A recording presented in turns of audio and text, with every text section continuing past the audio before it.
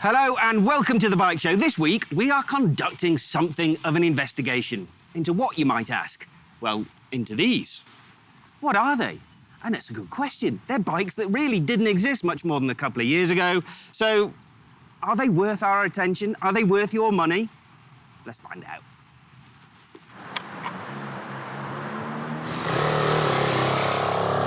Matt's got a good point. Can a bike that's aimed at beginners be, well, affordable, but also desirable? That's really all they have to do.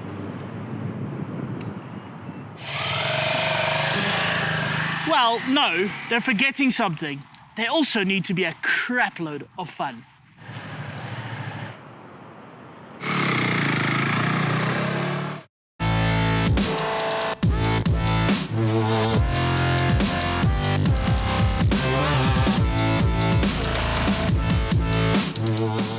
There is something about small capacity bikes that always seems to bring your inner child to the surface.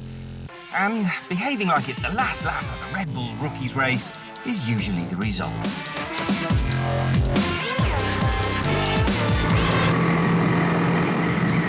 We've been calling these newcomers bikes, but they're also the perfect sort of bike for an experienced rider as well. Bear with me.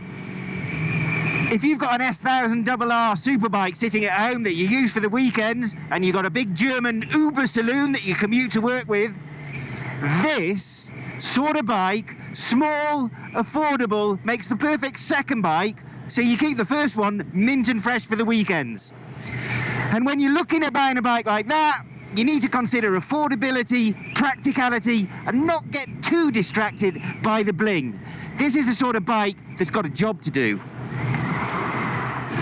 Practical, desirable, fun. Surely the most important is desirability. We're talking about beginner riders here. We're talking about teenagers. We're talking about, older guys who are just desperate to get onto a bike.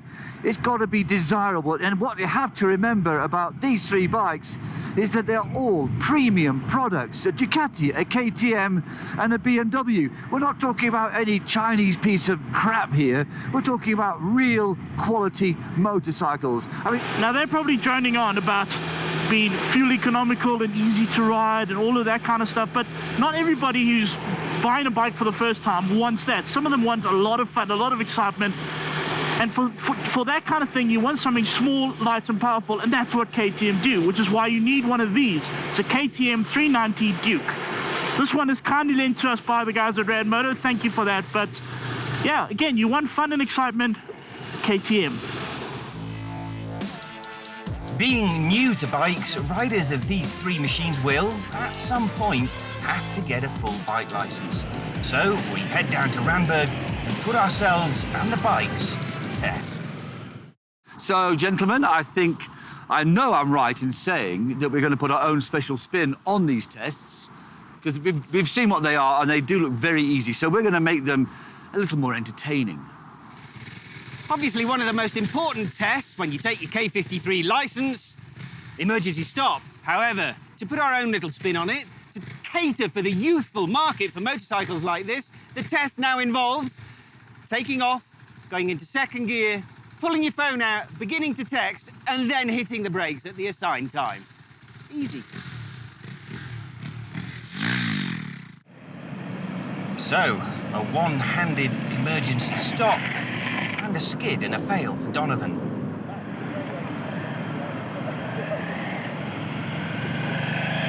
Harry fumbles for far too long, misses the braking marker, and fails.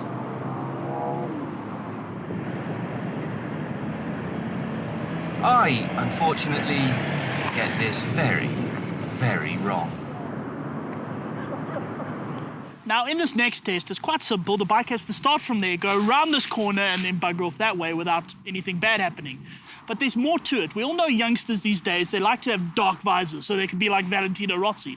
And inevitably, they're going to get caught out by having to ride at night. So, what we've decided to do... Sorry. Yeah. As you can see here, Lord Harry, as he can't see here, we've duct taped up his visor, just left a small little slot there, and he's going to perform it without actually seeing. No. Mate, That way.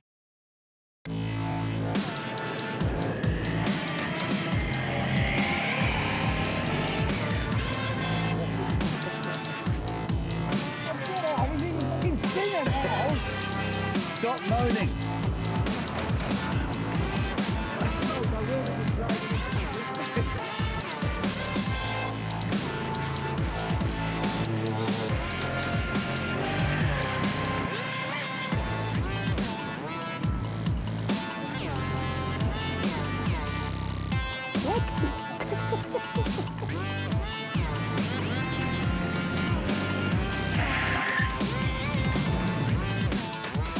If there's one thing we do know about teenagers, is that they are obsessed with the way they look. Any shiny surface that they may walk past is fair game for a quick look and a quick preen. So for this test, where you have to do a nice left turn, a stop, and a left turn, all very controlled, we have to do this against the clock, but without taking your eyes off the mirror.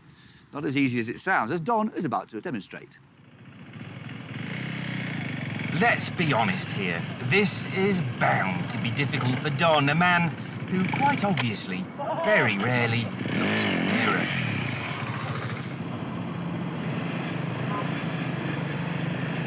Without my reading glasses, the mirrors are just a blur, so I'm just bluffing my way through this test, really.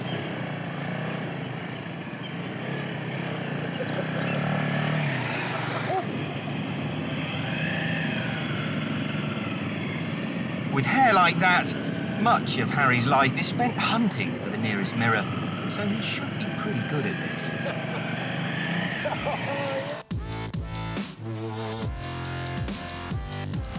So, Harry's the safest rider, which we already knew, and otherwise we found out that all three bikes make the perfect tool for beginners to pass their tests and head out on the open road, or to a track for a lap time.